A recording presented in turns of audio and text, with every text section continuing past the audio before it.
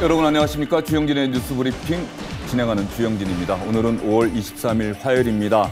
2017년 5월 23일 화요일 대한민국 국민들은 두 전직 대통령 이야기를 많이 듣고 있습니다. 헌정사상 처음으로 파면당한 뒤 전직 대통령으로는 역사상 세 번째로 법정에선 박근혜 전 대통령 오늘 첫 재판 받았습니다. 그리고 고 노무현 전 대통령 서거 8주기 추도식이 경남 김해 봉화마을에서 잠시 뒤에 시작됩니다. 주영진의 뉴스 브리핑 오늘은 두 전직 대통령 이야기 여러분께 자세히 전해드리도록 하겠습니다. 김영준 명지대 교수, 김태현 변호사, 그리고 SBS 보도국 시민사회부의 임찬종 기자 나와 있습니다. 어서 오십시오. 네, 안녕하세요. 김 기자 어서 오세요. 먼저 경남 김해 봉화마을로 가보도록 하겠습니다. 잠시 뒤에 노무현 전 대통령 서거 8주기 추도식이 시작이 될 텐데요. 지금 화면에 이 시각 현재 경남 김해 봉화마을 추도식에 참석한 시민들의 모습이 등장하고 있습니다. 식전 공연이 진행되고 있고요. 오늘 문재인 대통령이 현직 대통령으로는 처음으로 고 노무현 전 대통령 추도식에 참석을 합니다. 김 교수님, 오늘 고 노무현 전 대통령 8주기 추도식은 여느 추도식 때와는 분위기가 많이 다르겠죠? 그렇죠. 특히 진보를 표방하는 문재인 대통령이 대통령이 되고 나서 첫 행사로 서거 8주기 추도식에 참여를 했기 때문에요. 노무현 대통령이 한 말 중에서 가장 기억이 많이 나는 말은요. 국민이 대통령입니다라는 말이었었어요. 네, 김 교수님 말씀하신 동안에 문재인 대통령 부부가 고 노무현 전 대통령의 부인 권양숙 여사와 함께 추도식장에 들어서고 있습니다. 이해찬 전 총리, 안희정 충남지사의 모습도 문재인 대통령 바로 뒤로 보이고 있습니다. 위인태 전 의원도 함께 등장을 하고 있네요. 주영진의 뉴스 브리핑에 매주 수요일마다 출연해 주시는 분이시죠. 우원식 원내대표, 추미애 대표의 모습도 보이고요. 예, 김 교수님 말씀 계속 이어주시죠. 네, 실질적으로 보면은 진보가 지향하는 가치가 여러 가지가 있지만 형평, 분권, 더 나아가서 분배, 복지, 평화 이런 것들을 온몸으로 실천을 하려고 노력했었던 대통령이었었고요. 특히 이제 지역주의를 청산하겠다고 수없이 많은 도전을 했었고 실제로 본인이 그 어렵다고 하는 부산에 가서 지도라도 나가는, 그래서 오죽하면은 노무현을 사랑하는 사람들의 모임이 만들어질 정도로 그 바보 노무현이라는 그런 별칭을 얻을 정도로요.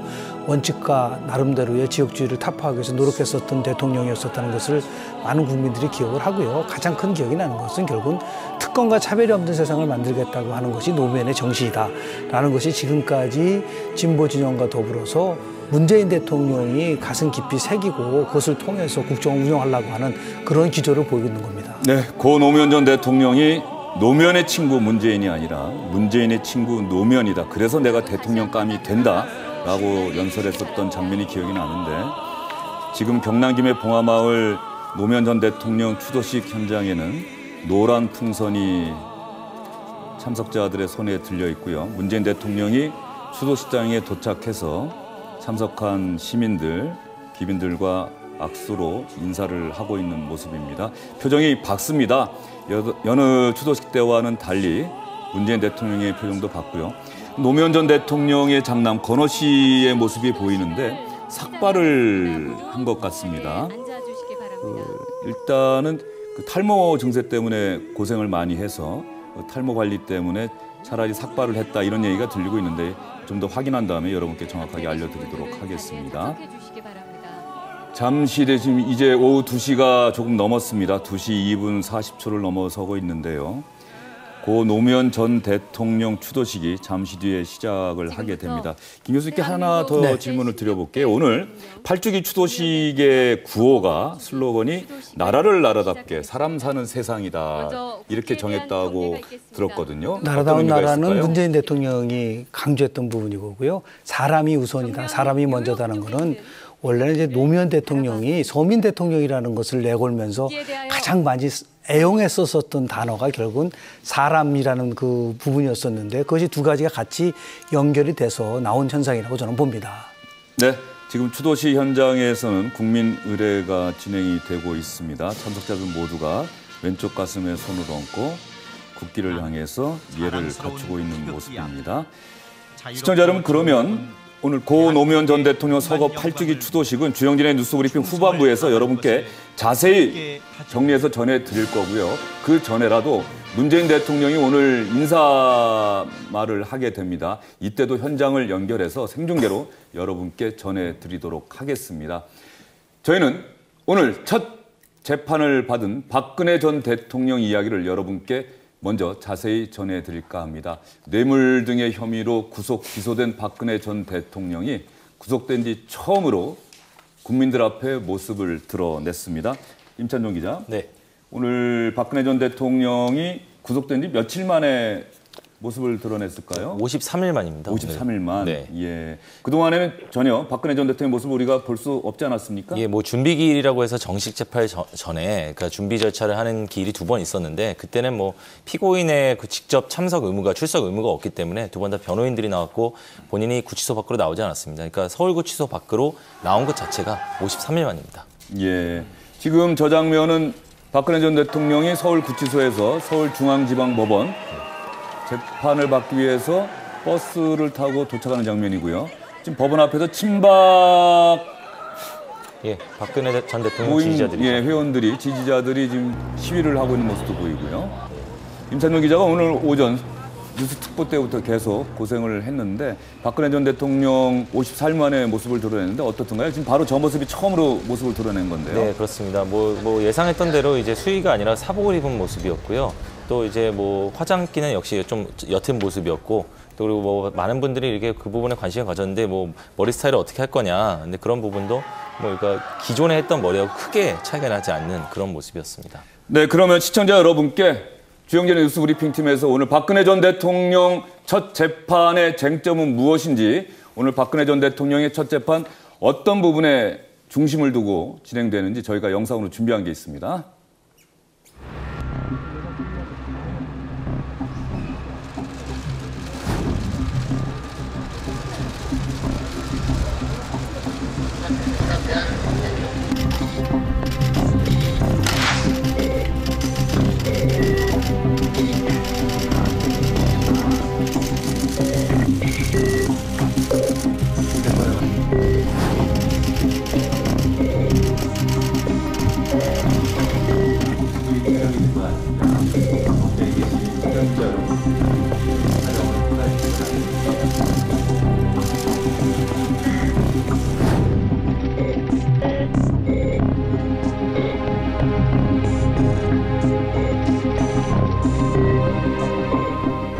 박근혜 전 대통령이 수의 대신에 사복을 입고 왔어요. 네. 저것은 피고인이 선택할 수 있는 부분입니까? 네, 그렇습니다. 이게 1999년에 헌법재판소가 당시에 그 전까지만 해도 이제 피고인이 그 구치소 밖으로 나갈 때도 수의를 입고 법정에 출석을 해야 되는데 1999년도에 여기에 대해서 이제 헌법 받아들여서 헌법 불합치다. 이건 피고인의 인권을 너무 침해하는 거다. 이런 결정을 했기 때문에 그 이후부터는 피고인들이 선택을 할 수 있게 됐습니다.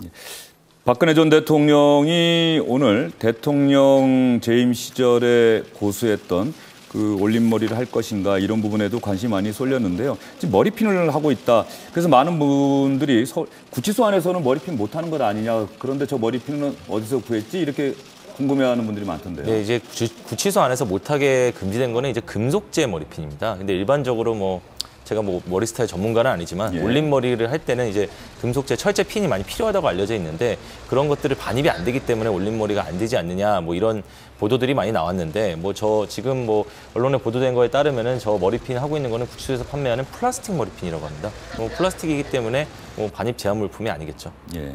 그리고 조금 전에 영상을 통해서 여러분 보셨습니다만 법정 안에 박근혜 전 대통령의 모습을 여러분께서 보셨습니다. 김태현 변호사. 예.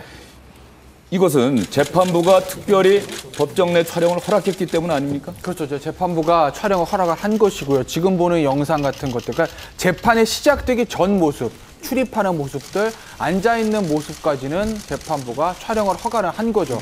당초에는 그 실질적인 재판, 즉 검찰의 신문이라든지 변호인의 변론, 이것까지 공개할 것인가에 대한 조금 논의가 있었던 거를 아는데 그 부분에 대해서는 재판부가 공개하지 않기로 하고요. 지금 보시는 것처럼 재판이 시작되기 전에 들어와서 착석하는 모습까지만 언론에 공개하기로 한 겁니다. 김 교수님, 오늘 이제 첫 재판입니다. 박근혜 전 대통령 앞으로 계속 1심 판결이 나올 때까지 뭐 예상하기로는 대법원 판결이 나올 때까지 계속해서 그렇죠. 법정 다툼을 하게 될 텐데요. 오늘 첫 재판 어떤 의미가 있다고 보세요? 일단은 뭐 불행한 역사의 한 장면을 또 보는데요. 이걸 통해서 원론적으로 얘기하면은 헌법에서 나온 모든 국민은 법 앞에 평등하다는 헌법 제11조 부분들이 명쾌하게 나왔고요. 더 나아가서 가장 핵심적인 것은 국정농단과 관련돼서 권력남용에 대한 문제, 그 뇌물수수에 관련된 문제는 뭐 치열한 법적 논쟁이 이루어질 수 있겠으나 그동안 평소에 박근혜 전 대통령과 측근들에게 있었던 부분들이 세 가지가 있었어요. 몰랐다, 속았다, 엮였다. 이런 부분들. 몰랐다, 속았다, 엮였다. 그렇게 이게 요약할 수 있다, 이 있습니다. 말씀이시죠? 그러면서 예. 전혀 사익을 추구한 적이 없고 경제 공동체라는 말은 말도 안 되는 말이다라고 하는 일관성 있게 얘기를 했기 때문에 이것이 실은 법정에서 어떻게 치열한 법리 논쟁을 통해서 저는 또 나름대로 진실이 밝혀질 거라고 저는 봅니다. 오늘 재판에서 관심이 갔던 부분이 박근혜 전 대통령과 40년 지기인 최순실 씨, 최 씨 때문에 박근혜 전 대통령이 파면됐다, 뭐 이렇게 얘기해도 과언이 아니지 않습니까? 두 사람이 처음 만난 건 아니에요? 예, 저 뭐 국정농단 사건이 터진 이후에 처음 만난 겁니다. 뭐 아까 말씀드렸다시피 준비 절차에는 박근혜 전 대통령이 출석 안 했고 또 그 이후에 지금 사건이 이제 법정에서 처음 만난 거죠. 아마 정확하게 처음 만난 걸 따지면 이 법정에 들어오기 전에 그 앞에 이제 대기실이 있는데요. 구속 피고인들 거기서 아마 처음 만났을 걸로 보이고요. 법정에서 언론에 공개된 장소에서 이제 둘이 같은 자리에 있는 거는 이 법정이 처음이죠. 예. 박근혜 전 대통령이 먼저 입장을 했고, 네. 그 다음에 한 10여 분 있다가 최 씨가 입장한 네. 걸로 알고 있는데, 일단 카메라 기자들의 촬영이 허용되는 그 시간 안에는 두 사람이 서로 눈길조차 주지 않았다, 이런 얘기가 있던데요. 네, 카메라 10시에 이제 재판부가 정확하게 10시 정각에 입장을 했고요. 그다음에 이제 구속 피고인분들을 불렀습니다. 구속 피고인들을 불러서 박근혜 전 대통령이 입장을 했고 그리고 바로 그 직후에 최순실 씨가 입장을 했습니다. 근데 3분 정도 한 10시부터 10시 3분 정도 촬영 시간을 줬는데 그 안에는 전혀 눈길을 마주치지 않았고요. 그리고 저희 기자가 이제 영상 취재 기자들이 그 퇴정한 다음에도 계속 재판정에 남아서 취재를 했는데 재판이 진행되는 와중에도 거의 눈길을 마주치는 일이 없었다고 합니다. 오늘 박근혜 전 대통령의 목소리 들을 수 있었던 부분은 언제입니까? 뭐 중간에 이제 변호인이 이제 검찰의 공소사실에 대해서 공소사실 요지에 대해서 말한 다음에 변호인한테 의견을 물었습니다. 이거 어떻게 생각하냐. 당연히 변호인은 지금까지 입장처럼 전면 부인했고요.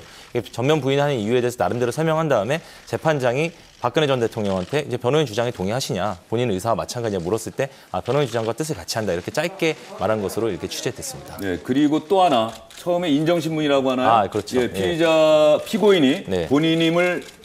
본인이 정말 맞는지 네. 확인하는 절차에서 박근혜 전 대통령이 직접 대답을 했겠죠? 대답을 할 수밖에 없죠. 그건 본인이 대답할 수밖에 없습니다. 본인 이름이 맞는지, 본인이 직업이 뭔지, 주소가 이것이 맞는지 여기에 대해서 본인인 여부를 확인해 줘야 되기 때문에 본인이 직접 답을 할 수밖에 없고 말씀하신 대로 거기서 처음 이제 말을 한 것이 되겠죠. 어떻게 대답했습니까? 뭐 이제 직업이 무엇입니까?라고 재판장이 물었을 때 사실 이게 무직이라고 답을 했지 아니면 전직 대통령이라고 답을 했지 조금 언론에서 관심을 가졌었는데 무직이라고 답을 했고요. 뭐 그 뒤에는 주소에 대해서는 삼성동 주소, 지금 이사 가기 전 주소에 대해서 했는데 어쨌든 뭐 이게 주요 목적은 정확하게 뭐 사실관계를 따진다기보다 본인이 맞는지 어떤 그런 법에서 정해놓은 절차이기 때문에 다 확인하고 넘어갔습니다. 지금 화면에 나오는 박근혜 전 대통령 표정 뭐 침통해 보이기도 하고 담담해 보이기도 하고 최 씨는 계속해서 시선을 아래쪽으로 향하고 있는데요.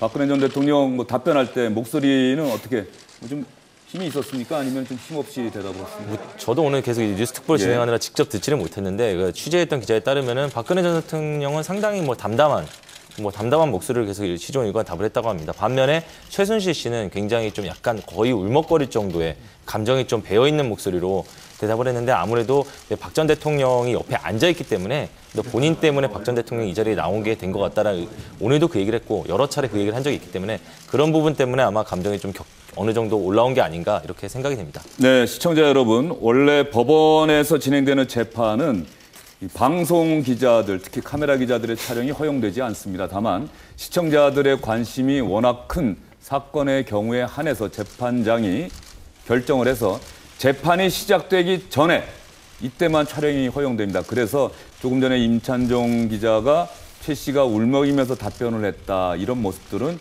화면에 담을 수가 없죠. 왜냐하면 그때는 이미 카메라 기자들이 다 법정에서 나간 뒤에 그런 재판이 진행되기 때문에 그런 건데요.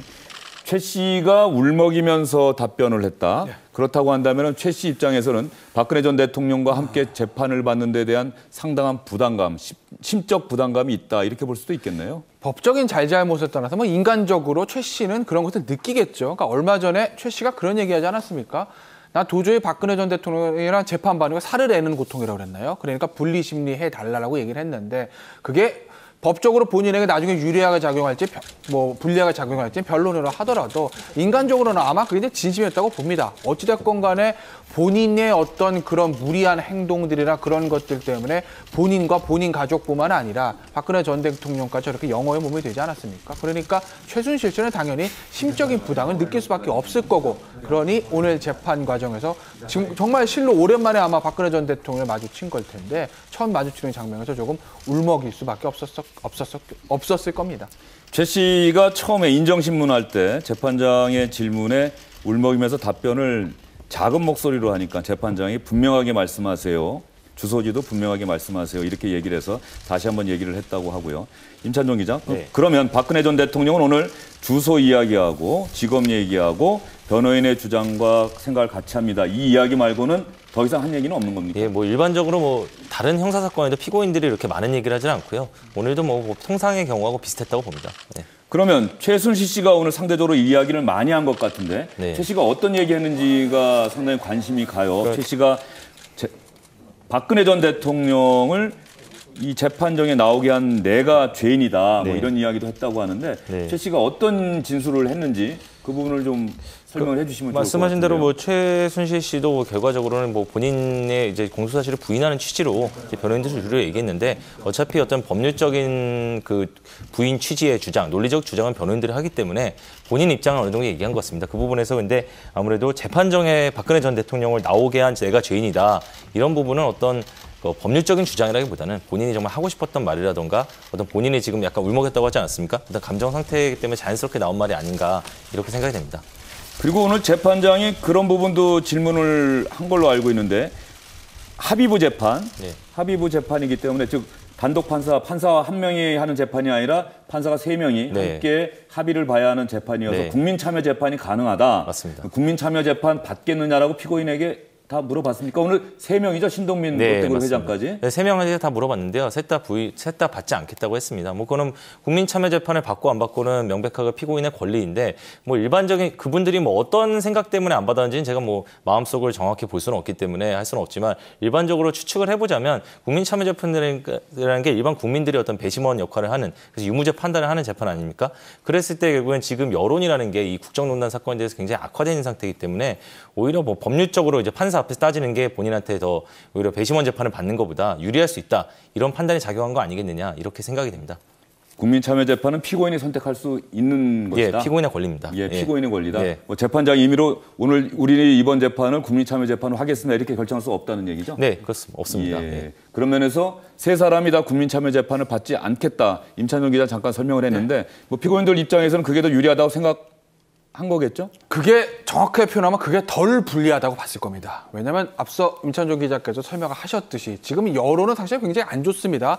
박근혜 전 대통령 탄핵에 찬성한 여론이 80%를 넘어갔고 그런 와중에서 국민 참여 재판에 참석하는 배심원들을 무작위로 추천한다 하더라도 그 여론의 흐름들을 대입해 봤을 때는 아무래도 박근혜 전 대통령뿐만 아니라 최순실 씨, 신동빈 회장까지 이 국정농단 사건에 개입 관련된 사람들에 대해서 부정적인 생각을 가지고 있는 배심원들이 나올 확률이 많지 않겠습니까? 그렇다고 보면 뇌물 뭐 이런 부분에 대해서 국민 참여 재판으로 갔을 때는 유죄로 나올 확률이 아마 높다고 판단했을 겁니다. 그래서 그것을 받아들이지 않고 전문 법관이 판단하는 일반 형사 재판을 받겠다고 한 거죠. 왜냐하면 뭐 항상 얘기 나오지만 이 제3자 뇌물이라든지 그 뇌물의 공모 이런 부분들이 사실은 피고인들 입장에서 보면 방어할 여지도 좀 있기 때문에 그렇기 때문에 국민참여재판보다는 재판부, 법관한테 재판을 받겠다 이렇게 선택을 한 겁니다.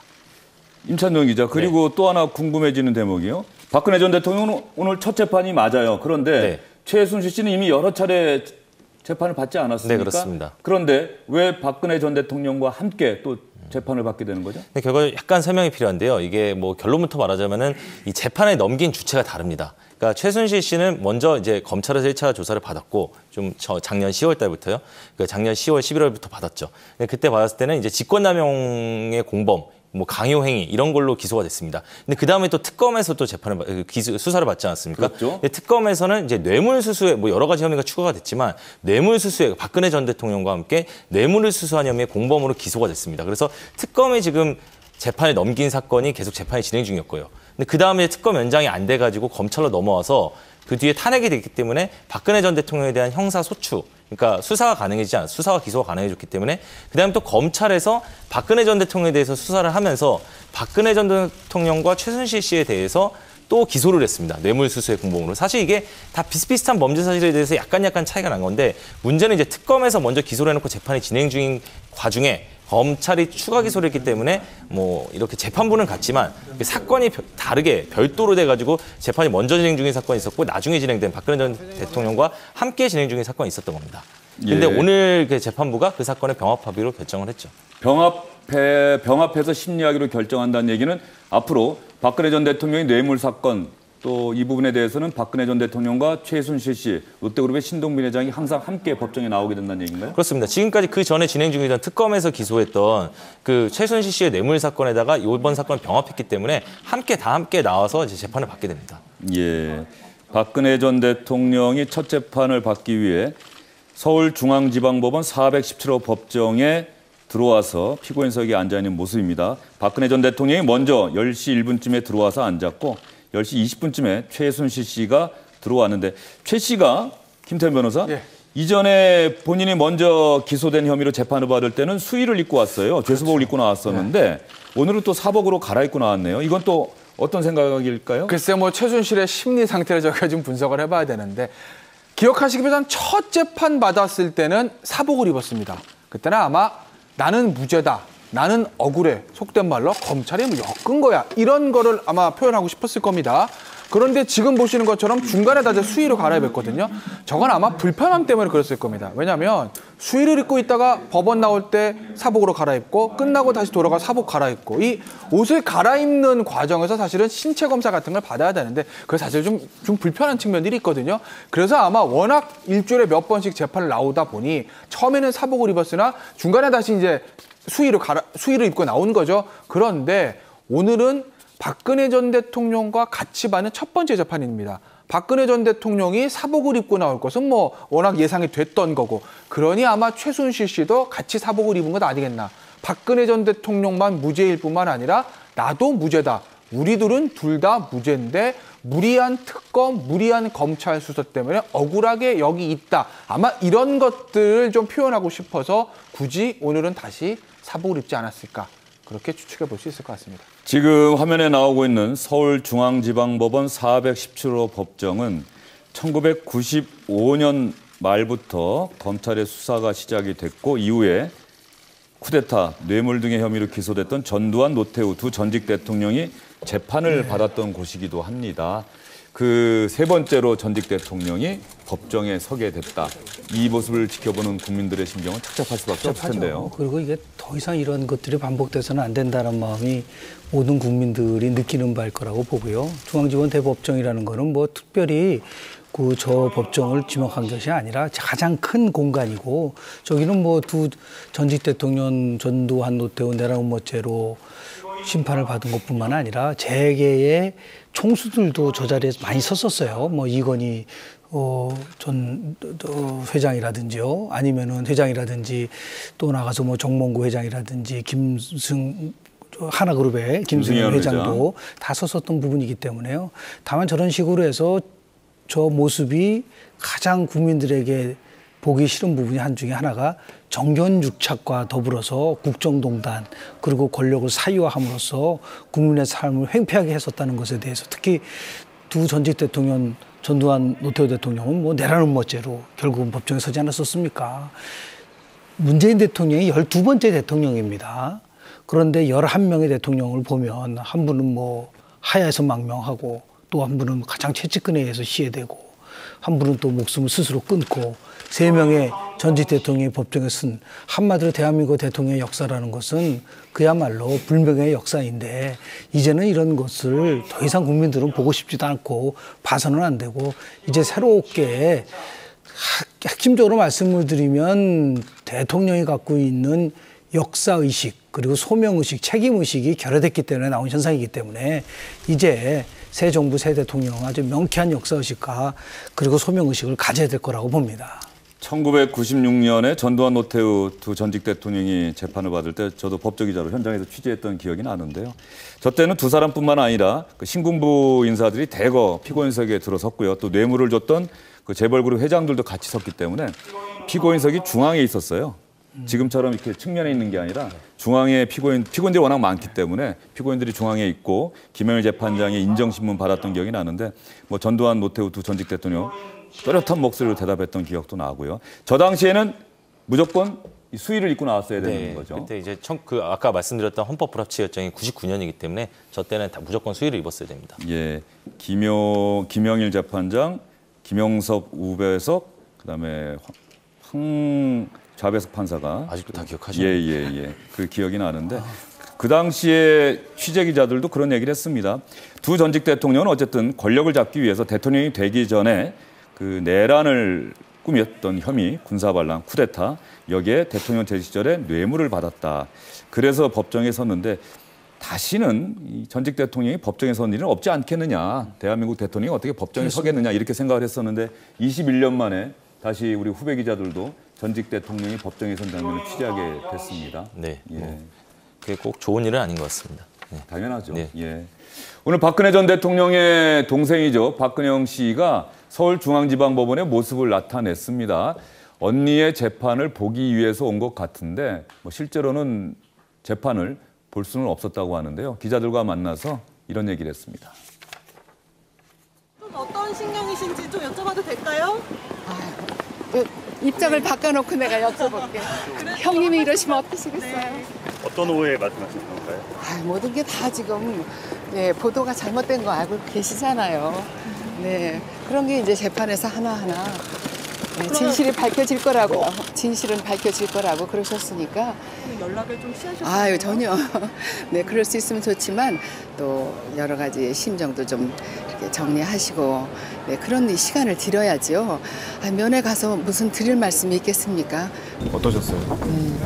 저는 좀 잔인한 생각이 들었습니다. 그래도 여성이신데 화장 정도는 조금 얇게 하실 수 있게 그런 게 좀 허락이 된다든가 뭐 그런 흉악범도 아니고 그런 중죄라고 생각하지 않습니다. 다 공범으로 엮여가지고 여기까지 오신 걸 생각하면 제 어떤 느낌보다는 지금 당사자이신 그분의 마음을 제가 헤아릴 수가 없죠. 조금 이렇게 공인으로 사시는 분들은 조금 그 머리 손질이라도 좀 해드릴 수 있었으면 하는 마음으로 그 민낯을 뵈니까 너무 가슴이 아팠습니다.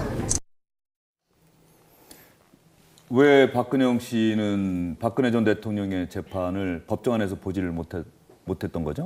뭐 기본적으로는 이제 일반 시민 같은 경우는 이 재판을 보기 위해서는 방청권을 사전에 얻었어야 됩니다. 근데 방청권은 이 재판을 보려는 분들이 워낙 많아가지고 사전에 추첨을 했는데 그때 뭐 7대1이 넘는 경쟁률을 기록했거든요. 근데 그렇다 하더라도 이제 박근영 씨는 뭐 직계 가족이기 때문에 미리 변호인을 통해서 재판부에게 얘기를 했으면은 방청권과 상관없이 가족 자리가 마련됐는데 저희가 취재한 바로는 뭐 사전에 변호인을 통해서 그 양해를 구하지 않았기 때문에 그 자리가 배정되지 않았고 그래서 재판을 방청하지 못하고 돌아간 것으로 알고 있습니다. 그렇다고 한다면은 박근영 씨가 뭐 유영하 변호사 등을 통해서 미리 방청권 신청 안 했다. 또 역으로 생각해 보면 박근혜 전 대통령이 아직도 동생 근영 씨 부부를 만나는 걸 좀 불편해하는 것 아닌가 이런 생각도 충분히 할 수가 있는 상황인데요. 뭐 어느 쪽에서 불편한지는 정확히 모르겠습니다. 뭐 박근영 씨 쪽에서 먼저 전혀 뭐 접촉을 안 했던 것인지 아니면 뭐 접촉을 했는데 박근혜 전 대통령 측에서 이거 좀 불편하다라는 뜻을 표시했는지는 알 수 없는데 어쨌든 뭐 긴밀하게 서로 뭐 의견이 오고 가고 교류가 이어지는 관계는 아닌 것으로 보입니다. 예. 김태현 변호사, 박근혜 전 대통령이 재판을 받게 된 이유 흔히들 뇌물 혐의다 이 정도만 알고 있는데 따지고 보면 혐의가 무척 많다면서요? 그렇죠. 18개. 그러니까 18개나. 예, 18개라고 합니다. 지금 이제 박근혜 전 대통령을 제외한 모든 국정농단 사건 관련자들과 거의 다 공범으로 기소가 돼 있는 거죠. 일단 재단 출연권 강제형 복권죄, K재단, 미래재단과 관련된 것이고요. 직권남용 그리고 뇌물입니다. 문화예술계 지원 배제 광고, 저건 이제 소위 말해서 블랙리스트라고 하지 않습니까? 저것도 이제 직권남용에 해당되는 것이고요. 대기업 뇌물수수 및 제3자 뇌물수수, 저 부분은 이제 그러니까 역시 독일 비덱스포츠와 관련된 삼성, 그다음에 롯데, SK 등에 해당되는 것이고요. 대기업 임직원 인사 개입 같은 경우에 KB 하나은행의 뭐 본부장 인사에 관여했다는 것들이 있고요. 공부상 비밀 누설은 역시 정우성 전 비서관을 통해서 국정에 관계된 비밀 문건들을 최순실 씨에게 유출했다. 그런 혐의입니다. 그래서 박근혜 전 대통령에게 그 의심받고 있는 혐의가 총 18가지입니다. 여기에 뭐 블랙리스트도 그렇죠. 아마 아까 추가가 됐을 지원 거고요. 배제 강요권. 대기업 임직원 뭐 인사 개입 이 부분은 아마 KT에도 인사 KT도 있고 KB 하나은행도 있고요. 예, 뭐 이렇게 홍보 관련해서 그 임원 한 명을 채용해달라. 안종범 전 수석을 통해서 한 명을 넣었다는 혐의를 받고 있죠. 그러면 안종범 전 수석은 뇌물 혐의로 직접 기소가 된 건 아니기 때문에 네. 박근혜 전 대통령과 최 씨의 뇌물 혐의 관련 재판에 증인으로 나오게 되겠네요. 핵심 증인 중에 증인 증인 아직 신청을 안 했기 때문에 뭐 정확하게는 알 수 없지만 아마 거의 확실하게 증인이 신청을 할 걸로 보입니다. 네. 지금 전체적으로 검찰이 수사를 통해서 그린 전체적인 그 혐의는 최 씨와 박근혜 전 대통령이 공모하거나 내지는 네. 최 씨가 먼저 이렇게 작업을 한 다음에 박근혜 전 대통령에게 이야기를 하고 그러면 박근혜 전 대통령이 그 이야기를 그대로 받아들여서 안종범 전 수석에게 지시를 하고 이런 그림 아니겠습니까? 예, 뭐 안종범 전 수석한테 지시를 해서 한 부분도 있고 또 뭐 이렇게 대기업 총수들하고 독대가 있지 않았습니까? 그 독대 자리에서 직접 뭐 어떤 최 씨가 말했던 것들, 예컨대 뭐 삼성과 지금 검찰 수사 결과에 따르자면 뭐 삼성 이재용 부회장과의 독대 자리에서 뭐 승마 지원, 그러니까 최 씨 딸에 대한 승마 지원을 이렇게 요구한다든가 이런 것들은 뭐 최 씨의 요구가 없이는 이루어지지 않지 않았겠느냐라는 게 검찰의 생각인 거죠. 그런 말씀하신 그런 구도로 지금 사건이 진행되고 있습니다. 그 부분이 또 핵심 중에 핵심이겠네요. 이재용 삼성전자 부회장과 만났을 때 뭐 승마 그룹 또 승마 분야에 대한 지원을 요구하면서 동시에 경영권 승계를 도와주겠다라고 하는 약속을 했는지 이 부분이 핵심 아니겠습니까? 근데 그 부분에 대해서는 그 다툼이 있는 거죠. 이제 특검이나 검찰에서는 이제 그 대기업 총수를 만나기 전에 이제 비서실에서 이제 말씀 자료를 준비하는데 그 말씀 자료를 보면은 뭐 예컨대 뭐 기업 친화적인 현 정부 내에서 삼성 경영권 문제가 잘 해결되길 바란다. 뭐 이런 말이 있는 걸로 봐서 굉장히 그 박근혜 전 대통령이 삼성의 경영권 문제에 대해서 인지하고 있었고 그런 말을 실제로 하지 않았겠느냐. 이런 것이고 대신에 저쪽 그 박근혜 전 대통령 측에서는 그게 단순히 참고 자료일 뿐이고 반드시 그런 말을 했다는 것도 아니고 또 그 자리에서 어떤 뭐 경영권과 관련해서 부정한 청탁을 받은 바가 전혀 없다. 그래서 이제 뇌물이 아니다. 이렇게 주장하고 있는 것이죠. 그런데 삼성전자 이재용 부회장은 뇌물을 직접적으로 건네준 사람 아닙니까? 그럼 뇌물 공여 혐의로 네, 기소가 되신 재판이 진행 중에 있습니다. 그런데 왜 같이 재판을 안 받죠? 이제 아까 말씀드린 그것도 특검에서 기소한 사건인데요. 예. 이제 뇌물 공여하고 뇌물 수수는 꼭 그 병합해서 재판을 진행해야 되지는 않습니다. 하지만 말씀하신 대로 이제 뇌물 공여와 뇌물 수수는 같은 행위에 대해서 동전의 양면과 같은 어떤 범죄 사실이기 때문에 거의 뭐 한쪽에 뇌물 공여가 인정이 되면 뇌물 수수죄가 인정될 가능성이 대단히 높아진다고 그렇죠. 봐야죠. 돈을 받았다고 하는 사람의 유죄가 인정됐는데 돈을 줬다는 사람에게는 무죄가 선고될 수 없는 거고 네. 돈을 줬다는 사람에게 유죄가 선고됐는데 돈을 받았다는 사람에게 무죄가 선고될 수 없는 거 아니겠습니까? 맞습니다. 예. 그런데 그런 경우인데 반드시 뭐 뇌물 공여와 뇌물 수수가 항상 병합해서 재판하는 건 아니고요. 통상의 경우에도. 또 하지만 말씀하신 대로 그 결론은 아무래도 서로 간에 일치할 수밖에 없지 않나. 그렇게 조율이 되지 않을까라는 생각이 듭니다. 이게 사실은 수사 기간이 좀 길어서 그런 부분들이 있었어요. 그러니까 이제 앵커가 지적하셨던 대로 예를 들면 뇌물에 관한 것은 한 재판부에 모여서 관련자 한꺼번에 재판을 받고 블랙리스트, 예를 들면 블랙리스트면 조윤선 전 장관, 김기춘 전 실장, 박근혜 전 대통령 한꺼번에 재판을 받고 그다음 문건 유출은 뭐 정호성 전 비서관, 최순실 씨, 뭐 박근혜 대통령 같이 재판받고 뇌물은 뭐 이재용 부회장, 그다음에 박근혜 전 대통령, 최순실 씨 이렇게 사건별로 각 재판부에 배당해서 한꺼번에 재판을 받으면 그게 사실은 일목요연하게 결론이 나고 혼란은 좀 없을 텐데 이번 사건 같은 경우에는 11월 때부터 시작해서 검찰에서 한 번 기소하고요. 검찰 1기입니다. 특검에서 기소하고 그다음에 검찰 특수부 2기에서 기소하고 한 6개월에 걸쳐서 기소가 나눠서 돼 있었고 또 대부분 구속 사건이기 때문에 구속 기간이 다 다릅니다. 6개월이지 않습니까? 그렇기 때문에 그런 말씀하신 대로 약간의 혼란들은 조금 절차상 혼란들은 피할 수 없을 것 같고 그래서 지금 뭐 관련 사건들을 병합하느니 아니면은 선고기를 맞추느니 그런 얘기들이 지금 나오고 있는 겁니다. 예.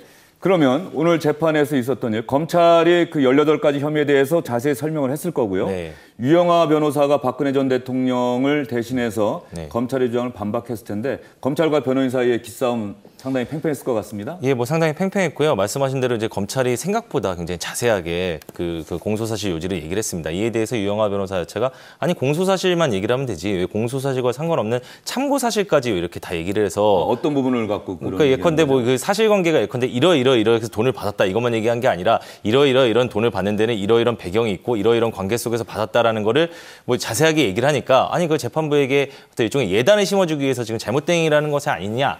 뭐 이렇게 그런 부분에 대해서 이제 유영하 변호사가 굉장히 주장을 했고요. 또 하나 오늘 유영하 변호사가 굉장히 이거는 제가 보기에는 어떤 검찰 측하고 약간 싸움을 걸기 위해서 가져나온 거다고 그 나쁜 뜻이 꼭 아니고요. 예. 아주 적극 자극적으로 한 게 아니 지금 이 재판의 이제 기소서 공소 사실을 보면 제대로 된 증거가 없고 다 언론 기사를 가지고서 한 거 아니냐라고 하면서 어떤 부분을 건드렸냐면 아니 그렇게 언론 기사 가지고 다 공소 제기할 정도의 그런 논리라면 지금 오늘 그 공소유지하러 나온 검찰 그 이원석 특수부장 한웅재 형사 8부장 최근에 그 언론에서 모 신문에서 돈봉투 관련해서 그 회식이 있어가지고 문제가 있지 않냐. 그럼 당신들도 그럼 수뢰오 부정처사 이런 거 죄로 지금 공소 제기돼야 되지 않느냐.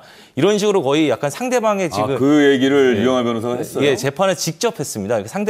상대방을 직접 노리고 한 거죠. 이건 어떻게 보면. 예. 그랬더니 이에 대해서 이제 이원석 부장검사 일어나서 뭐라고 반박했습니까? 반박을 또 했죠. 이거 왜냐하면 여기는 정치법정이 아니다. 우리가 언제 언론 기사 가지고 공소 제기를 했냐. 언론에서 의혹 제기가 있어서 그 이후에 상당 기간의 수사 그 결과를 가지고서 우리가 사실관계에 따라서 기소한 것이지 그런 식으로 말씀하신 건 맞지 않다라고 이제 또 반박을 했죠. 근데 이거는 다분히 어떤 뭐 기존의 서로의 입장을 다 알고 있는 과정에 유영하 변호사가 한 번은 검찰 측을 자극하려고 가져온 화두라고 볼 수밖에 없죠. 그럴 때 검찰에서 재판장을 향해서 재판장이 이의 있습니다라고 이렇게 얘기하고 일어나서 그 발언을 얻고서 이야기를 했나요? 이의 있습니다라는 말을 했는지는 제가 정확히 확인이 안 됐고요. 다만 어쨌든 이거는 어떻게 보면은 당신들도 지금 뭐 그런 식의 논리라면 당신들도 지금 기소돼야 되는 거 아니냐라는 식의 거의 센 발언을 했기 때문에 검찰 측에서도 뭐 이렇게 가만히 듣고만 있을 수는 없었을 겁니다. 예. 보통 법정에서 이런 일이 자주 일어나니까 사실 변호인이 그렇다고 한다면 유영하 변호사가 아주 작심하고 미리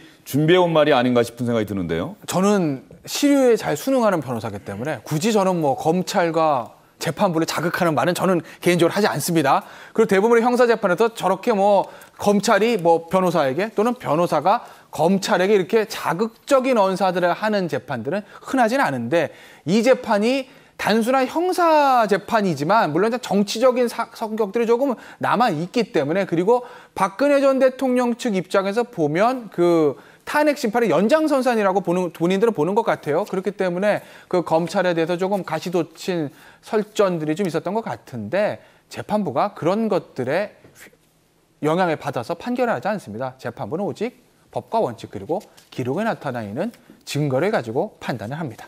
예. 검찰이 공소장에 자세히 범죄 혐의를 적시를 했고요. 자, 검찰이 기소했다라고 해서 그게 바로 유죄가 된다는 얘기는 물론 아니지 않습니까? 네, 당연히 그렇습니다. 예, 법원이 재판을 통해서 검찰과 변호인의 주장 다 듣고 네. 최종적으로 판단을 하겠죠. 네, 증거가 있는지 없는지 네. 그런 부분이 있는데 오늘 박근혜 전 대통령이 첫 재판 앞두고 변호인단을 대거 보강했다. 우리가 알기로는 보통 유영하 변호사 정도만 기억을 하는데 또 어떤 변호사들이 변호인단에 합류했죠? 그 전까지는 뭐 이번 2일 전까지 5월 2일 전까지는 이제 유영하 변호사 그리고 최명성 변호사 이렇게 두 분이 이제 변호를 했는데요. 이 다음에 이제 지난 2일에 이상철 변호사를 보강을 했습니다. 근데 이분은 이제 부장판사 출신이거든요. 그래서 지금 뭐 이렇게 박근혜 전 대통령 변호인 중에서 가장 어떻게 보면 거물급이다. 가장 뭐 여러 가지 법조 경험이나 여러 가지 그 재판 경험이 가장 많은 분이다라고 볼 수 있고요.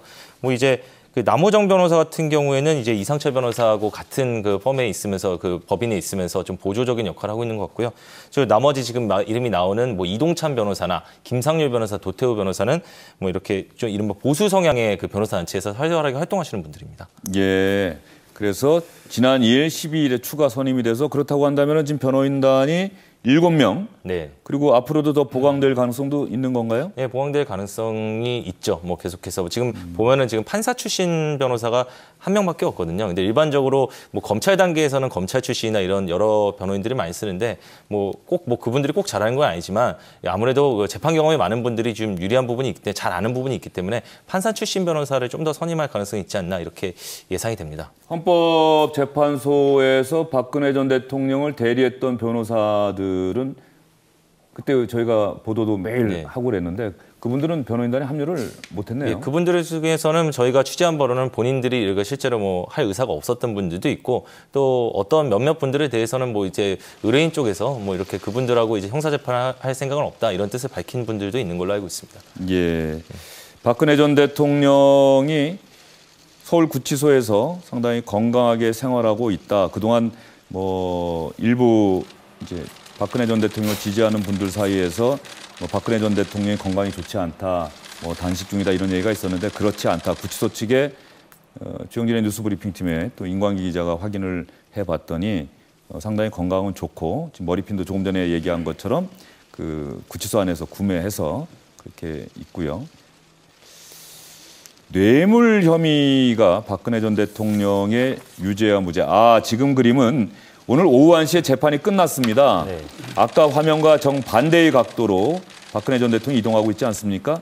박근혜 전 대통령이 재판을 끝낸 후에 다시 서울구치소로 돌아가기 위해서 호송버스에 올라타는 모습을 카메라 기자들이 촬영하는 모습입니다. 이제는 꼭 거꾸로 법원에서 나와서 버스에 타는 장면이 나오고 있네요. 오늘 재판이 그런 면에서 보면 좀 일찍 끝난 셈이네요. 3시간 만에. 뭐 그 일반적인 경우와 비교해 볼 수는 없는데 오늘 그 기자들이 예상했던 것보다 좀 오래 걸렸습니다. 왜냐하면은 오늘 기본적으로 공소사실 요지에 대해서 얘기를 하고 그 공소사실 요지에 대해서 뭐 동의하느냐 부동의하느냐 보고 그 뒤에 이제 병합 여부 결정하는 정도만 하기 때문에 오전 중에 재판이 끝나지 않을까라고 생각했는데 아까 말씀하신 것처럼 아까 말씀드린 것처럼 검찰에서 공소 요지를 상당히 상세하게 설명을 했고요. 또 그에 대한 변호인 쪽의 반론이 있었고 또 병합 결정을 하는 데 있어서 재판부가 상당히 오랫동안 설명을 했거든요. 그래서 마지막에 재판장이 이제 기자들이나 방청객에서 재판장이 조금 생각을 미스해가지고 좀 재판이 길어진 부분에 대해서 좀 약간 유감스럽게 생각한다라는 살짝 그런 멘트를 할 정도로 생각보다는 조금 길어졌습니다. 그리고 중간에 휴정도 한번 했다고 하는데요. 그 네. 휴정이라고 하는 게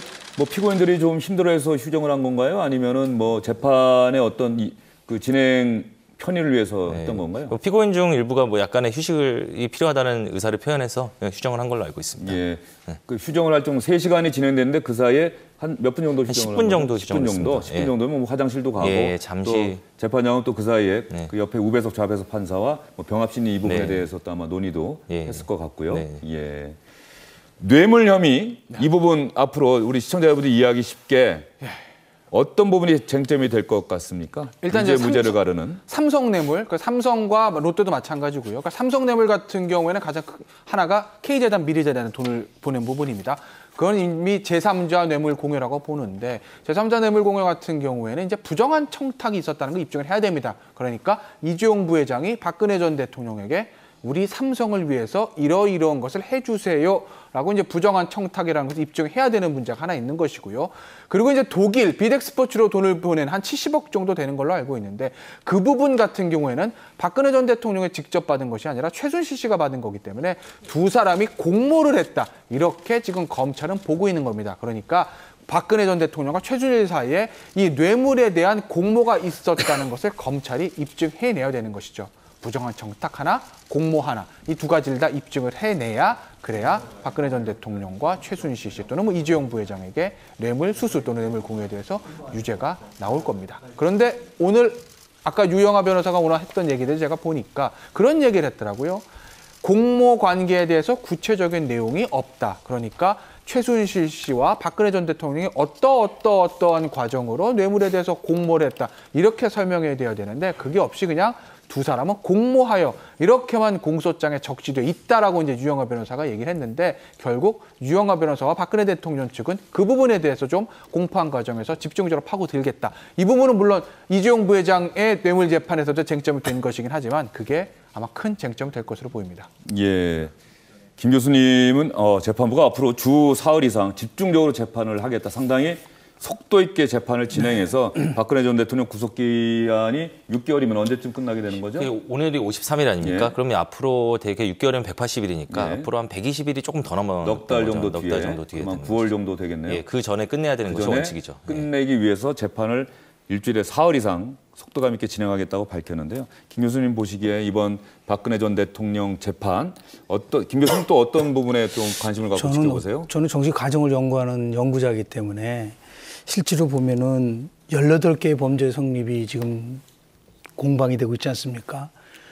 어떻게 18개의 그러한 그 범죄 사실이 있을 동안 그동안 대한민국에서의 감시와 견제는 과연 있었는가?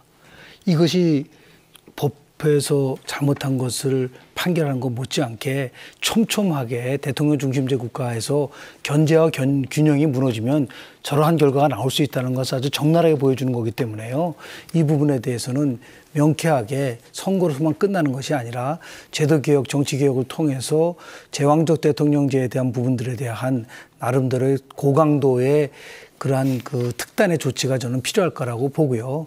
더 나아가서 이 부분이 절대로 결과에 따라서 또다시 진보와 보수, 더 나아가서 정치 보복이라는 거로 몰고 가서는 안 된다. 예를 들어서 지금 국민들이 74% 정도가 지금 이 탄핵에 대해서 찬성을 하고 있는 부분도 생각을 해야 될 거라고 봅니다. 예, 김 교수님 말씀하시는 동안에 다시 경남 김해 봉화마을 고 노무현 전 대통령 추도식 현장으로 가보도록 하겠습니다. 분들입니다. 노무현재단 경남지역위원회 고명성님 그리고 김용옥님입니다. 전원이 해병대에서 복무하며 예, 지금 경남 김해 봉화마을에서 진행되고 있는 고 노무현 전 대통령 추도식 현장 여러분께 잠깐 보여드렸는데요.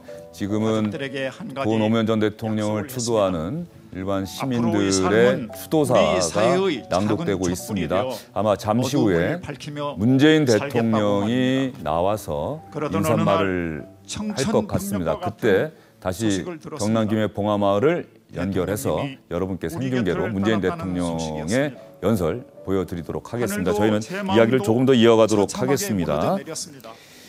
김세윤 부장판사, 이번 재판을 담당한 김세윤 부장판사에 대한 관심도 상당히 커질 것 같은데 말이죠. 네. 상당히 역사적인 재판을 맡게 된 만큼 재판부도 상당한 어떤 부담감이라고 할까요? 그런 부분들 좀 기자들에게 얘기를 했었을 것 같은데. 네, 일단 기자들을 상대로 지금 어떤 심경이다 말하는 거는 굉장히 좀 여러 가지 오해의 소지가 있어서 잘 접촉은 안 하는데요.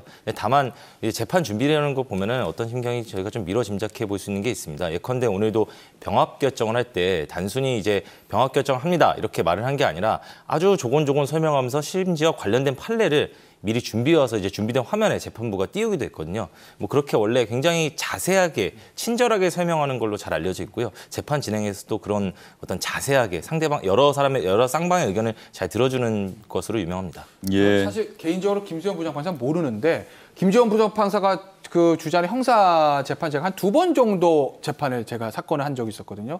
근데 그때 내가 느낀 것도 지금 임 기자께서 설명하셨듯이 굉장히 친절하다. 그러니까 피고인들이나 변호인들이 어떤 변론일에서 어떤 증거 신청 이런 것들을 대부분 받아주고 굉장히 재판을 합리적이고 스무스하게 진행해서 아마 변호사들이나 어떤 피고인들한테 평이 굉장히 좀 좋았던 그런 부장으로 저는 기억하고 있습니다. 예. 김세윤 부장판사가 오늘 역사적으로 의미 있는 재판이고 국민적 관심 반영해서 촬영을 허가한다. 그리고 재판은 무엇보다 공정하게 진행할 것이라는 점을 강조했다. 이 말씀 여러분께 드리고요. 김영민 교수님이 조금 전에 말씀하신 대목 중에 제가 좀 아프게 와닿는 부분이 이런 18가지의 혐의로 검찰이 기소를 했다고 하는데 그러면 그 18가지의 혐의가 박근혜 전 대통령 재임 기간 내내 뭔가 쌓이고 그렇습니다. 그런 기간이 있었는데 그때 왜 그 누구도 그것을 발견해서 이러면 안 된다라고 얘기하지 못했던가. 사실 그 부분에 있어서는 뭐 정치권 또 언론도 그렇습니다. 워치독 역할을 했어야 하는 언론도 뭐 자유로울 수 없을 것 같은데요. 그래서 가까이 보면 비극이지만 멀리 보면 희극이라고 채플린이 얘기를 했는데요. 가까이 보면 이건 진짜 역사적으로 불행한 거죠. 그러나 우리가 장기적으로 본다면 대한민국이 한 단계 업그레이드 할 수 있는 계기가 될 수 있는 사건이라고 보고요. 그런 의미에서 보면 다시는 이러한 대통령이 무소부의 힘을 가지고 권력 남용이 있을 때 정말 용기 있게 잘못한 것을 얘기할 수 있는 그런 것들이 사회 전반에 이제는 필요할 때가 되지 않았는가라는 생각을 저는 개인적으로 했습니다. 예. 지금 화면 다시 보다 보니까 또 혹시라도 카메라 기자들이 빠지고요. 수정 선언은 하고 재판장이 그때 또 일어나서 나가고 그랬는데 뭐 그때라도 박근혜 전 대통령과 최순실 씨가 어떤 뭐 눈인사를 주고받는다든가 뭐 귓속말을 주고받는다든가 그런 장면은 없었습니다. 예, 그런 부분은 이제 그 재판장에 법정에 들어갔던 기자에 따르면은 뭐 그런 부분은 없었다고 하고요. 뭐 물론 뭐 그 기자가 잠깐 놓쳤을 수도 있지만 저희 그 한 명이 들어가 있었기 때문에 뭐 기자들이 확인한 바에 따르면은 그런 부분은 없었던 것 같습니다. 예. 박근혜 전 대통령이 재판 후반부에는 상당히 좀 힘들어하는 표정도 보였다.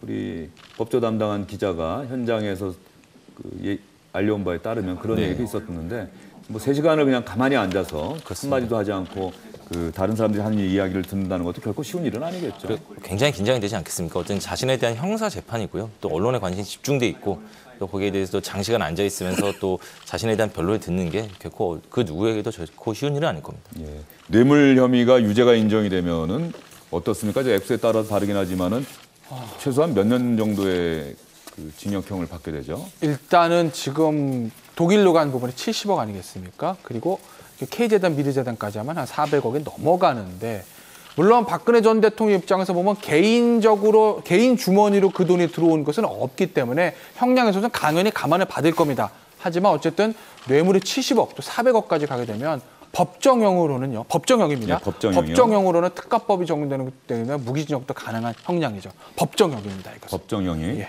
그런데 뇌물뿐만 아니라 18가지 혐의가 있고 그중 혐의 중에 뭐 절반 정도만 인정이 된다. 뇌물 혐의는 유죄로 인정되고 그러면은 어떻게 될까요? 상당히 지금 많은 형들이 나오죠. 설사 그러니까 박근혜 전 대통령 입장에서 뇌물을 무사히 피해 나간다 하더라도 다른 혐의들, 직권남용이라든지 그다음에 공무상 비밀 누설 이런 부분들이 있기 때문에 글쎄요 아직 재판이 지금 본격적으로 진행되지도 않은 상태에서 형량을 말씀드리는 건 조금 무리가 있긴 한데 어쨌든 전부 다 유죄로 인정된다고 하게 되면 상당한 중형은 나올 겁니다. 예. 제가 조금 보충을 드리자면 이제 대법원에서 정해놓은 양형 기준이라는 게 있습니다. 아까 말씀하신 건 법에서 정해놓은 법정형을 말씀하신 거고요. 양형 기준은 이제 법은 아니지만 대부분의 판사들이 따르고 있는 권고 기준입니다. 근데 여기서 보면 5억 원 이상 뇌물수수가 인정이 되면 5억 원 이상? 예, 근데 지금 5억 원이 아니라 100억이 넘지 않습니까? 훨씬. 엄청나죠. 액수가 한 700억 정도 되는 거 아닙니까? 예, 그렇습니다. 500억 이상이 되는데 근데 이제 그러면 기본이 9년에서 12년입니다. 기본이. 예, 그리고 여기서 감경 요소, 그러니까 아까 말씀하신 것처럼 이렇게 참작할 만한 요소가 있으면은 7년에서 10년 사이를 선고하는 것이 좋겠다 이렇게 권고하고 있고, 근데 오히려 반대로 굉장히 가중할 요소, 굉장히 돈을 안 돌려줬다거나 굉장히 적극적으로 요구를 했다거나 뇌물을 이런 것들이 있으면은 11년 이상에서 무기징역까지 선고할 수 있다. 이렇게 지금 권고를 해놓고 있거든요. 근데 거의 지키는 기준입니다. 이랬을 때 그럼 뇌물이 일단 인정이 되면 설사 재판부가 모든 걸 감안해준다 하더라도 최소 징역 7년 정도가 나오게 되고 최소 징역 7년 이상은 선고가 불가피하다. 예, 뇌물이 인정이 된다면요. 거기에 다른 것들도 이제 이른바 경합범 가중이라고 해서 다른 죄가 인정이 되면은 그 죄의 원래 형량의 절반 정도씩 해서 더해주거든요. 그랬을 때는 12년 이렇게도 나올 수 있지 않냐. 최고로는 무기징역까지 갈 수도 있지만 그런 예상들이 나오고 있습니다. 전두환, 노태우 두 전직 대통령이 1심에서 무기징역과 징역 22년 6월, 노태우 전 대통령이 징역 22년 6월을 선고받았는데 그때 재판부에게 22년 6월은 도대체 어떻게 나온 거니까 이렇게 물어봤더니 설명이 간단하더라고요. 유기징역 가운데 가장 긴 징역형이 15년. 그리고 가중해서 7년 반 그렇게 나왔습니다. 네, 이야기 나눈 동안에 다시 경남 김해 봉하마을 고 노무현 전 대통령 서거 8주기 추도식 현장으로 가도록 하겠습니다. 문재인 대통령이 인사말을 하기 위해서 단상에 올라섰습니다.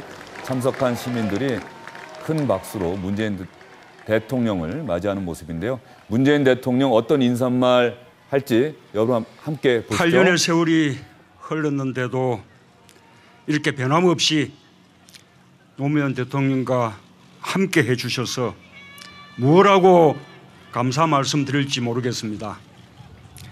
제가 대선 때 했던 약속, 오늘 이 추도식에 대통령으로 참석하겠다고 한 약속을 지킬 수 있게 해주신 것에 대해서도 깊이 감사드립니다.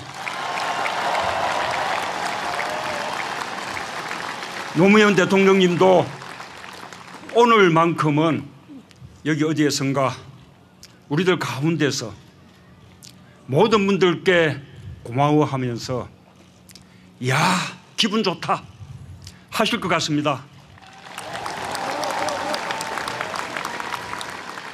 애틋한 추모의 마음이 많이 가실 만큼 세월이 흘러도 더 많은 사람들이 노무현의 이름을 부릅니다. 노무현이란 이름은 반칙과 특권이 없는 세상, 상식과 원칙이 통하는 세상의 상징이 되었습니다. 우리가 함께 아파했던 노무현의 죽음은 수많은 깨어있는 시민들로 되살아났습니다. 그리고 끝내 세상을 바꾸는 힘이 되었습니다.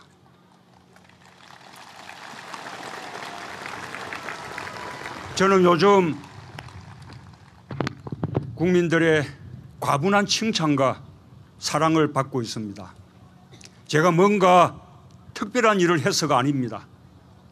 그냥 정상적인 나라를 만들겠다는 노력, 정상적인 대통령이 되겠다는 마음가짐이 특별한 일처럼 되었습니다. 정상을 위한 노력이 특별한 일이 될 만큼 우리 사회가 오랫동안 심각하게 비정상으로 병들어 있었다는 뜻입니다. 노무현 대통령님의 꿈도 다르지 않았습니다. 민주주의와 인권과 복지가 정상적으로 작동하는 나라, 지역주의와 이념 갈등, 차별의 비정상이 없는 나라가 그의 꿈이었습니다. 그런 나라를 만들기 위해 대통령부터 먼저 초법적인 권력과 권위를 내려놓고 서민들의 언어로 국민들과 소통하고자 노력했습니다. 그러나 이상은 높았고 힘은 부족했습니다. 현실의 벽을 넘지 못했습니다. 노무현의 좌절 이후 우리 사회, 특히 우리의 정치는 더욱 비정상을 향해 거꾸로 흘러갔고 국민의 희망과 갈수록 멀어졌습니다. 하지만 이제 그 꿈이 다시 시작되었습니다. 노무현의 꿈은 깨어있는 시민의 힘으로 부활했습니다.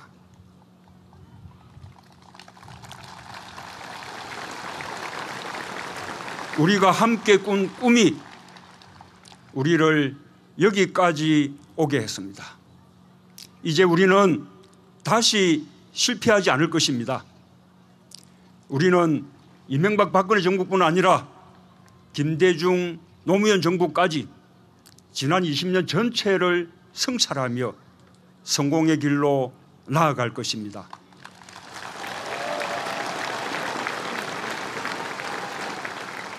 우리의 꿈을 참여정부를 뛰어넘어 완전히 새로운 대한민국, 나라다운 나라로 확장해야 합니다. 노무현 대통령님을 지켜주지 못해 미안한 마음을 이제 가슴에 묻고 다 함께 나라다운 나라를 만들어 봅시다.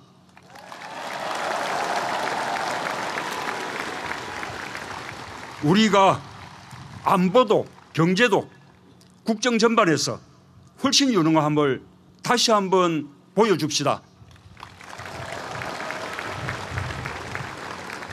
저의 꿈은 국민 모두의 정부, 모든 국민의 대통령입니다.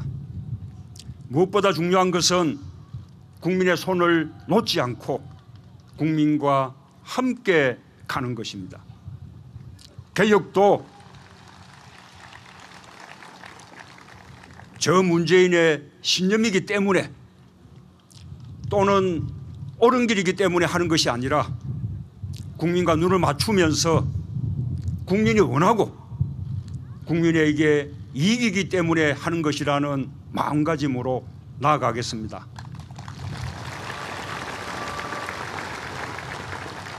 국민이 앞서가면 더 속도를 내고 국민이 늦추면 소통하면서 설득하겠습니다. 문재인 정부가 못한 일은 다음 민주정부가 이어나갈 수 있도록 단단하게 개혁해 나가겠습니다.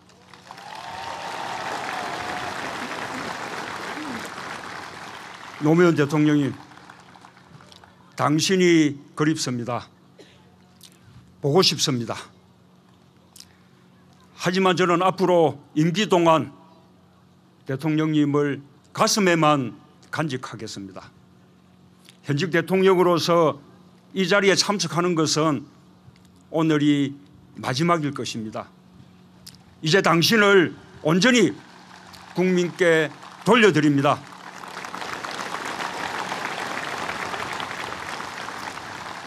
반드시 성공한 대통령이 되어 임무를 다한 다음 다시 찾아뵙겠습니다.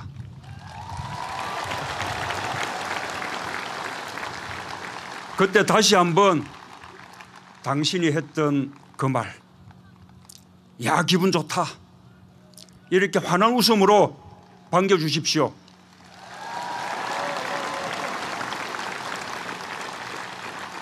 다시 한번 참석해 주신 여러분께 감사드리고 꿋꿋하게 견뎌주신 권장숙 여사님과 유족들께 위로 말씀을 드립니다.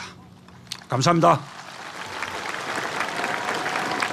문재인 대통령이 노무현 전 대통령 서거 8주기 추도식에 참석한 분들을 향해서 인사말을 했습니다. 마지막 대목이 인상적이네요. 현직 대통령으로서 이 자리에 참석하는 것은 오늘이 마지막일 것입니다.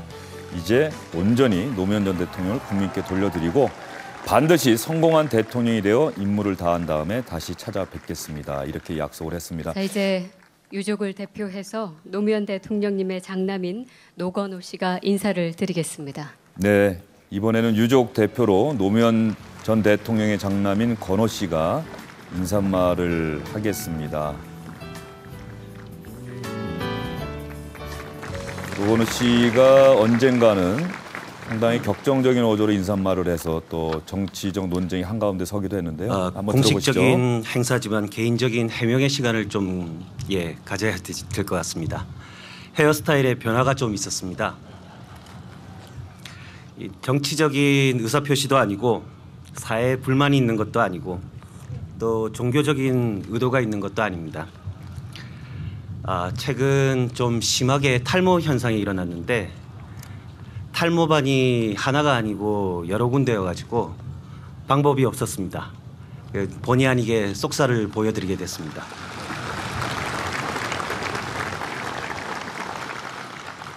병원에서 치료받으면서 이렇게 물어보니까 별다른 원인 없이도 그렇게 오는 경우가 있다고 합니다. 좀 스트레스 받은 거 외에는 건강에 아무런 문제가 없으니 걱정 안 하셔도 될 것 같습니다. 이번 일을 제가 겪으면서 참 전국의 탈모인 여러분에게 심심한 위로와 동변상련의 정을 전하는 바입니다. 저는 이미 다시 나고 있습니다. 다시 한번 위로의 말씀드립니다.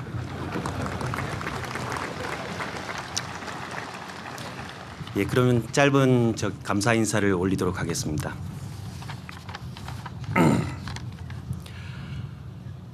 오늘 이 자리에 참석해 주시고 멀리서 지켜봐 주시는 많은 분들, 또 지금까지 고인을 추모해 주시고 뜻을 기려 주신 많은 지지자분들, 무엇보다 고인을 기억해 주시는 모든 국민분들께 감사 인사드립니다. 어떤 분이시든 이번 추도식은 감회가 남다르실 것으로 생각합니다. 저와 유족들 역시 오늘 추도식을 맞이하는 이 마음을, 이 감격과 회한을 어떻게 표현해야 할지 알기 어렵습니다. 그저 역사와 민심 앞에 경외감을 느끼며 오랜 길을 함께 걸어오신 분들께 고개 숙여 감사드릴 따름입니다. 아버님이 역사의 도구로서 하늘이 정해주신 길을 걸어가신 것인지, 아니면 시대를 가로질러 결국은 역사의 흐름에 새로운 물꼬를 트신 것인지 저는 여전히 잘 알지 못하겠습니다.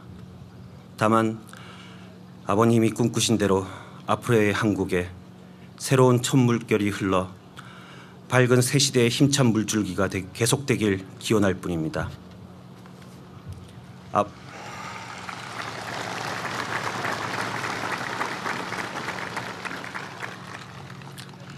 아버님께서 살아 계셨다면 오늘 같은 날엔 막걸리 한잔 하자라고 하셨을 것 같습니다.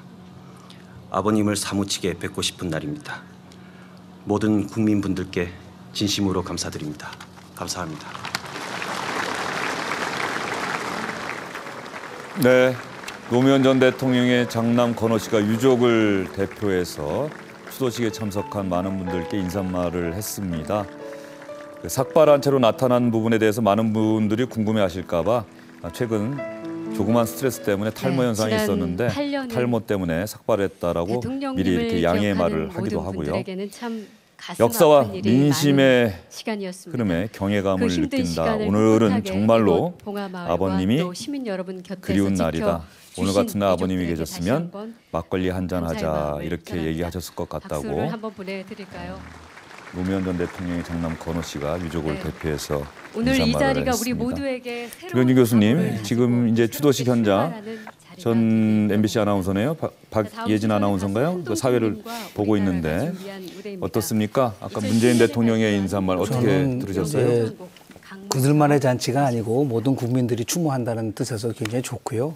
진보의 미래라는 책을 쓰셨는데 노무현 대통령이 민주이든 진보든 국민이 생각하는 것만큼만 간다고 했는데요. 오늘 대통령 말씀에서도 국민이 앞서가면 더 속도를 내고 국민이 늦추면 소통하며 설득하겠다는 이 말이 굉장히 가슴에 와닿았었습니다. 예, 문재인 대통령이 참석해서 인사말을 했고요.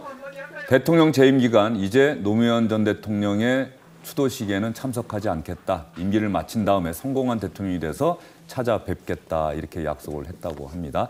박근혜 전 대통령의 첫 재판 소식 여러분께 전해드리는 사이사이 노무현 전 대통령의 8주기 추도식 장면도 여러분께 전해드렸는데요. 이 박근혜 전 대통령 첫 재판에 참석한 검사가 이렇게 얘기를 했다고 합니다. 역사적으로 불행한 하루다. 그렇지만 전직 대통령도 엄정한 법의 처벌 앞에서는 예외가 없다는 법치주의를 확립하는 좋은 계기가 될 수도 있다. 이렇게 얘기를 했다고 합니다. 오늘 박근혜 전 대통령 재판 소식 자세히 전해주신 임찬종 기자, 김태현 변호사, 또 김 교수님 특별히 감사의 말씀드립니다. 수고하셨습니다.